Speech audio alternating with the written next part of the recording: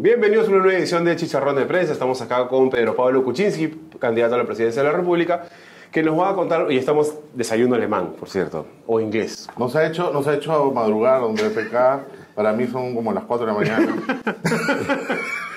Y va a estar bien simpática la conversación, ya venimos con el siguiente bloque, por el primer bloque.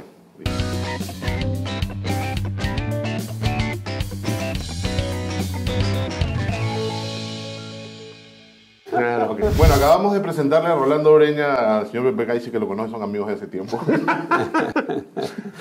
Oye, Pedro Pablo, hay esta idea desde hace mucho tiempo que se maneja en general de que tú vienes de cuna de oro, de que has vivido toda tu vida en una posición privilegiada y que en realidad nunca has sufrido lo que sufre el peruano promedio y que por eso no estás capacitado para ser presidente, pues, ¿no? O algo por el estilo.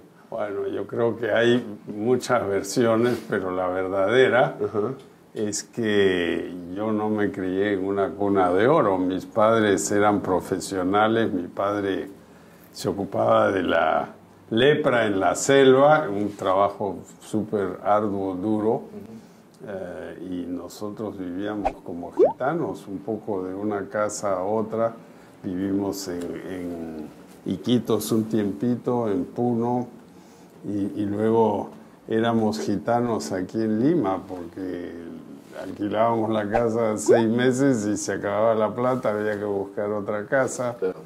Y entonces a mí me pusieron en el internado, el Markham, que... Pero si se acababa la plata, ¿cómo te ponían en el Markham? Bueno, ahí había que raspar y... Pero de hecho, su papá, de alguna forma, tenía un tipo de ideas socialistas, me parece. Mi papá era bien cercano a los trabajadores, creo, ¿no? Sí, él era muy socialmente progresista, ¿no? Ajá. Y incluso cuando salió de la cárcel de Odría en el año 49 pensó emigrar a China, porque tenía amigos en la revolución de Mao Zedong. De hecho, había trabajado en Rusia. Había trabajado en Rusia en los años 20. ¿Y no heredó usted esa ideología, digamos? Yo le voy a preguntar, ¿qué pasó? De hijo cojo, ¿cómo es? De viejo de papá cojo, hijo bailarín. No, pero sí heredé el aventurismo, porque a quién se le ocurre dejar el Banco Mundial, regresar al Perú, dejar Nueva York, regresar al Perú, meterse a gobiernos donde le pagan $200 de sueldo. Usted entró al Banco Mundial muy jovencito. 22 años. ¿Cómo llegó a los 22 años al Banco Mundial? No había curso de verano todavía, ¿no? No, pero entré al Banco Mundial porque ellos hicieron un experimento. El Banco Mundial... O sea, esto de los experimentos no es nuevo.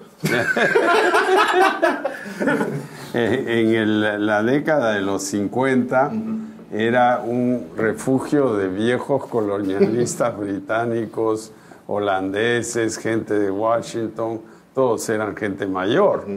Y el directorio dijo, bueno, pero aquí vamos a tener que rejuvenecer esta organización, ¿no? Y dijeron, bueno, vamos a hacer un experimento, a ver si gente joven encaja aquí. Y dijeron, vamos a crear un programa de jóvenes profesionales, así se llama, un poco lo que hicimos en el Banco Central unos años después. Y primero vamos a experimento con un chico, y yo fui ese uno. Sí, el primero. Después al año contrataron a otro. Y a los 3 años empezaron el programa de jóvenes digamos que es parte de un piloto. Claro, ¿no? Pero en el programa de jóvenes profesionales buscaban gente más cerca de 30. Digamos, cuando me contrataron a mí, yo creo que se equivocaron, porque vieron 22 años. PPK era el pulpín del Banco Mundial. Sí, yo era Pero también lo que nos preguntábamos nosotros también mientras hemos leído su biografía y su historia, es también fue bastante joven para el BCR. Digamos, en los estándares normales, una persona que de pronto llegó de otro país, de otro tipo de trabajo, directamente a trabajar en el gobierno. Claro, Javier Otero, Fernando Schwalb, Carlos Rodríguez Pastor. También eran chibolísimos.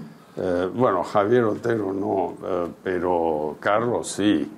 Y me convencieron de regresar del mismo Banco Mundial. Aquí llegué y a los 2 días crisis cambiaria, En fin, todo eso lo he escrito en un libro que todavía se usa. ¿Cómo así tu interés por la política? Porque toda la vida hay también la sensación, así como había la sensación de que habías nacido en cuna de oro, que eres un tecnócrata. Entonces, un tecnócrata es que alguien que no se mete en política, o incluso hay la idea que tiene cierto desdén por la política.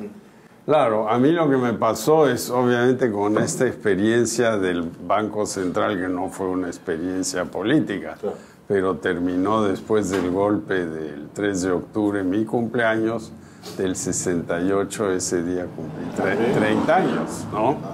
Y la alta gerencia estaba afuera, en Washington, y yo me quedé encargado del banco. Me llamó Velasco a Palacio y me dijo, ¿a dónde está la plata? Porque antes de eso me habían venido a buscar a la casa. Claro, antes de eso había ido con Ulloa a recorrer Europa a buscar préstamos, digamos, ¿no? A refinanciar la deuda.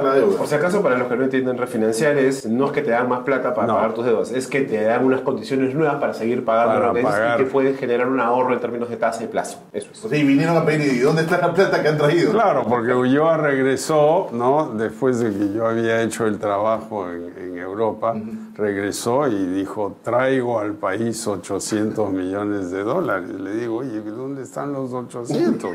Ese es el monto de lo que hemos refinanciado, claro, ¿no? Entonces, Velasco y compañía, Fernández Maldonado, todos ellos tenían la idea de que había 800 millones. Entonces, esa mañana del golpe, me vienen a la casa, abra usted la bóveda, pensando que la plata estaba en la bóveda, ¿no? Me costó un montón de tiempo.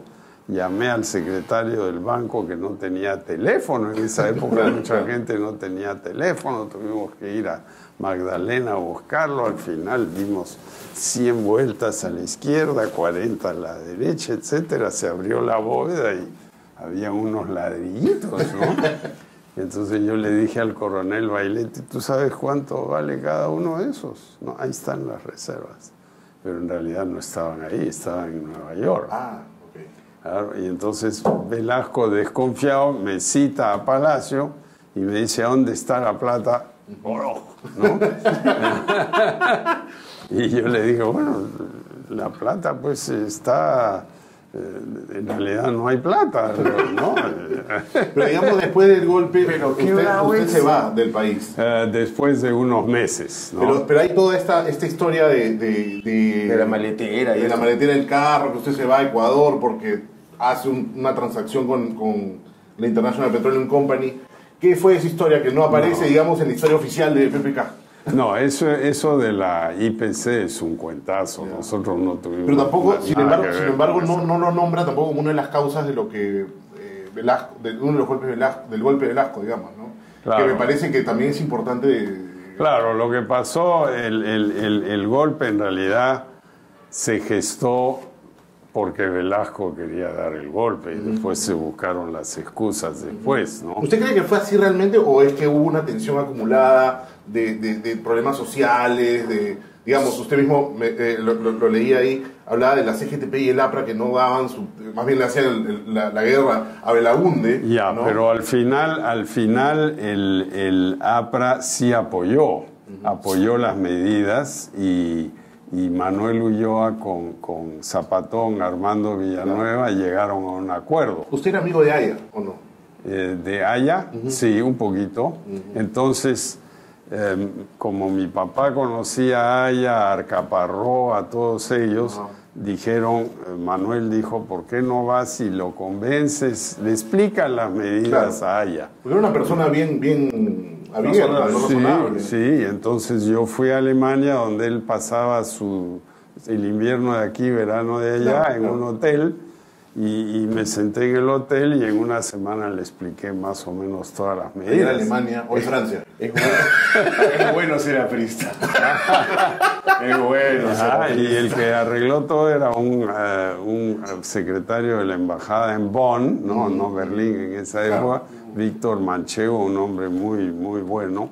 Y todas las noches a las 10 nos sentábamos con un Bloch, que explicaba las grandes medidas tributarias. Y luego nos dieron la autorización, sacamos el 268HC68, que era un decreto legislativo que hacía todo.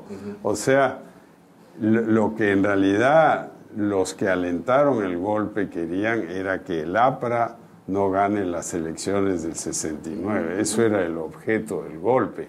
Y luego se cambió todo eso a decir que era la revolución peruana, todo eso. Pero sin embargo ya venían algunos problemas de presión social. Usted estuvo en una hacienda trabajando cuando fue lo de la convención. Así es. ¿No? Y ahí se veía ya que venían problemas sociales grandes, ¿no? Aquí había presiones sociales como siempre las ha habido, mala distribución del ingreso, mala distribución de la tierra, etcétera, después de ese ¿no? tipo de problemas y de tensiones, la gente aplaude a un Velasco que llega y quiere tumbarse el modelo, entonces, no tanto como aplaudieron a Fujimori también. El plan, bueno, ahí viene el plan Inca, ¿no?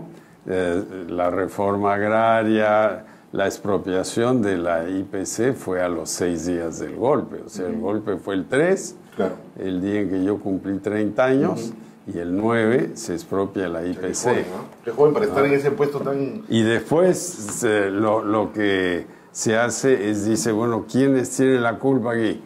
Todos los que le vendieron dólares a la IPC. Hay que pensar que en el año 69, 68, la IPC era el principal exportador del Perú, de lejos. Correcto, ¿no? Pero el problema no era tanto eso, sino hubo un maltrato con la IPC, bueno, que venía de la London antes, ¿no? Claro. Hubo un maltrato, o sea, digamos, el trato fue... Un trato que no era, que era lesivo a los intereses del país, como se bueno, decía. hubo una discusión grande. O sea, hay un desequilibrio entre partes, asimetrías. Ese es el laudo de la Brea y Pareñas del año 22, claro, ¿no?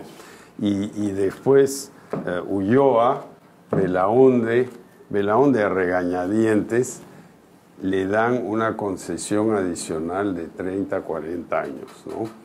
Lo que a nosotros, en nuestra modesta opinión, que no teníamos nada que ver en esas negociaciones, nos pareció una locura, ¿no? Nuestra opinión era, oiga, denle 10 años más, que esto ya veremos qué pasa. Lo que la gente no recuerda bien es que era el principal generador de divisas del Perú, era la IPC, ¿no? Y entonces ahí dijeron todos los gerentes del Banco Central, todos los directores de contribuciones, o sea, la SUNAT de esa época, adentro, ¿no? Y nos encontramos en la investigación, por ejemplo, con Hipólito Larrabiur, que había sido gerente años atrás, tenía casi 100 años, ¿no? O sea, fue una cosa... Mirándolo desde esta perspectiva, un montón de tiempo después, y con mucho más experiencia y con mucho más conocimiento también de algunas cosas que probablemente en ese momento no sabías, porque tenías 30 años. No estaba metido en esa parte tampoco. ¿Qué cosa hubieras hecho diferente tú dentro de lo que correspondía en tu propio, o sea, dentro de lo que estaba en tus propias capacidades de hacer? Yo entiendo que tú no estás en la asociación de la Brea y Pareñas porque tú estás en el BCR. El BCR no tiene nada que ver en eso. No, nada. Ya. ¿Qué hubiéramos hecho? La verdad es que hubiéramos debido conocer un poquito más lo que pasaba en la parte política, porque nosotros no teníamos idea de nada de esto, ¿no? Y entonces todo esto nos agarró de sorpresa. Pero no siente que está, bueno, yo al menos lo veo desde fuera, que no soy ningún tipo de economista ni técnico, pero no se está minimizando de alguna manera la carga social del asunto. Lo digo porque estamos pasando por situaciones similares, digamos. O sea, hay unas tensiones sociales detrás y es como que, bueno, siempre las hay, siempre las ha habido, siempre las va a haber, la mala distribución del ingreso, la mala distribución de la tierra, la mala distribución... Pero es como que es esta constante, que está permanentemente ahí, pero nunca la responsabilidad, o sea, nunca las causas reales están ahí, si no son la ambición de un señor, que usa eso. Pues. No, pero mantenemos, por ejemplo, mantenemos ese problema por ejemplo, con lo del gas, por ejemplo, ¿no? La gente se cuestiona eso, ¿no? Y sin embargo también tenemos esa idea bueno, la empresa no se puede ir porque es la que genera riqueza, ¿no? Y eso no es más bien no afrontar la realidad y solucionar un problema que está ahí desde hace años. O sea. En ese momento, digamos, IPC, principal generador de divisas del país, pero el petróleo estaba en centavos, ¿no? Y el gas ahora está en centavos. Por eso digo, es una situación bastante similar, digamos, ¿no? En eso, pero hay una gran diferencia. Camisea no es un generador importante de exportaciones en el Perú. El que genera las divisas es Pluspetrol en Pisco, con lo que se llaman los líquidos asociados al gas. Paramos la explotación del gas, ya no hay líquidos, ya no hay GLP, se para Pisco, un grave problema.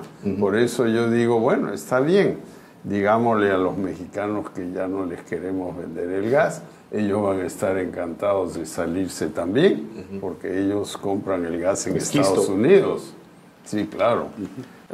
Pero necesitamos tiempo, porque para hacer los tubos, los camiones que distribuyan el gas, estamos hablando de 3, 4 años. Entonces hay que buscar un esquema de transición. de transición, que eso no es fácil, ¿no? Igual me queda clarísimo cómo sería la estrategia, digamos, económica en cuanto a la empresa, pero igual yo creo que no estamos pasando este bloque y lo vemos en el siguiente, es cuál sería la estrategia de PPK con los conflictos sociales. Eso me gustaría ver en el siguiente bloque.